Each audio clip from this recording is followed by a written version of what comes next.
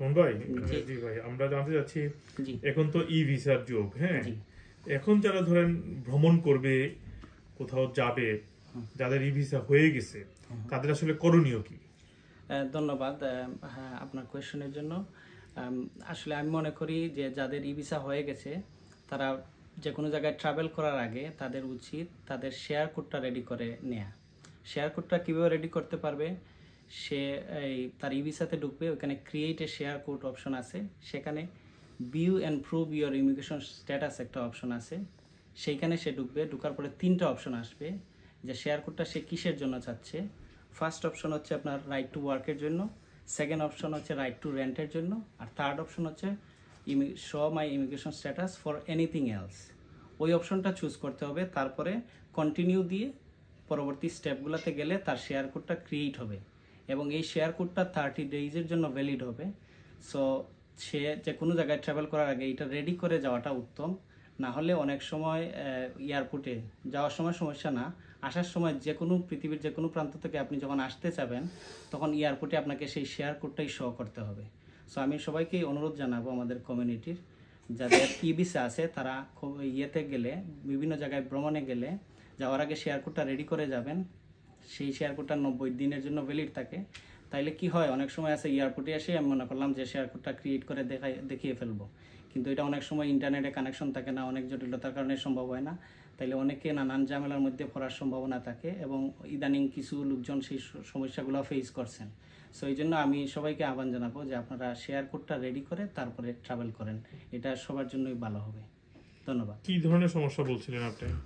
সমস্যা হচ্ছে ধরেন এয়ারপোর্টে সে যখন এই শেয়ার কোডটা ক্রিয়েট করতে যাচ্ছে, এই ইন্টারনেটের কানেকশন ছিল না। তা একজনের এরকম সিনারিও ছিল যে সে একেবারে লাস্ট মুমেন্টে গেছে, তো ওইদিকে মানে আপনার বিমান ছেড়ে দিবে এইরকম সিচুয়েশন। তারপরে অনেক তার একজনের ফ্লাইটও অলমোস্ট মিস হয়ে গেছিলো এই সমস্যাটার কারণে। সো সেই ভুক্তভোগী অবশ্য আমার সাথে যোগাযোগ করছে এবং আমি মনে করলাম যে সেই জিনিসটা আসলে তুলে ধরা উচিত, তাইলে বাকি যারা আমাদের অনেক কমিউনিটির লোকজন এ দ্বারা উপকৃত হবে আমি মনে করি। শেয়ার কোডটা যেটা বলেন, এটা কি ধরেন শুধু কি ইউকে এয়ারপোর্টে ঢোকার সময় না, যে কোনো জায়গায়? না, যে কোনো জায়গায়। ধরেন আপনি বাংলাদেশ থেকে ফ্লাই করতেছেন, এখন তো আর আপনার বায়োমেট্রিক কার্ড না যেখানে লেখা থাকবে যে আপনার ভিসা আছে, অথবা মানে আপনি যদি স্ক্রিনশট দেখান যে আমার ভিসা এত তারিখ থেকে এত তারিখ, তাও কিন্তু তারা স্যাটিসফাইড হবে না আনলেস আপনি একটা কোড দিবেন এবং সেই কোডটা ইমিগ্রেশন অফিসার ওই দেশের তাদের সিস্টেমে ইন করবে, তখন দেখাবে যে ইয়েস আপনি ইউকে যাওয়ার জন্য ওকে আছেন, তখন আপনাকে ওই দেশ থেকে আপনাকে কনফার্মেশন দিবে আর কি আপনি প্লেনে বোর্ড করতে পারবেন। এবং এটা সহজ বের করা না, যেটা বললেন এটা একেবারে ভেরি সিম্পল। আমাদের যারা অনেকে তো ইন্টারনেট ইউজ করতে জানেন না, এই জিনিসটাকে আবার আপনি কিভাবে অ্যাক্সেস করতে আবার একটু বলে দেন। না, আমি মনে যারা ই ভিসা করে ফেলছেন তাদের জন্য আর কি, যখন আপনি যাবেন আপনার প্রুফ এন্ড এটা একটা view and prove your immigration status, সেইটাতে গিয়ে আপনি 3টা অপশন পাবেন। একটা হচ্ছে গিয়ে যে কি জন্য আপনি শেয়ার কোডটা চাচ্ছেন, আপনি কি ইমিগ্রেশন রাইট টু ওয়ার্কের জন্য চাচ্ছেন, আপনি কি রাইট টু রেন্টের জন্য চাচ্ছেন, অথবা ফর এনিথিং এলস। সেটা হতে পারে আপনার স্টাডি, কাউন্সিল হাউজিং, ড্রাইভিং, অথবা আপনি কোনো ট্রাভেলের জন্য আপনি দেখাতে চাচ্ছেন।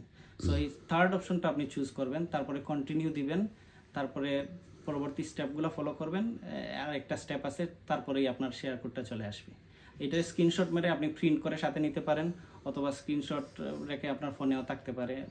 আপনারা একজনের যারা অনেকে আছেন বয়স্ক, বৃদ্ধ, অনেক বাচ্চারা আছে, তাদেরগুলা আসলে যারা গার্জিয়ান আছে তারা আগে রেডি করে নিলে ভালো হবে আমি মনে করি।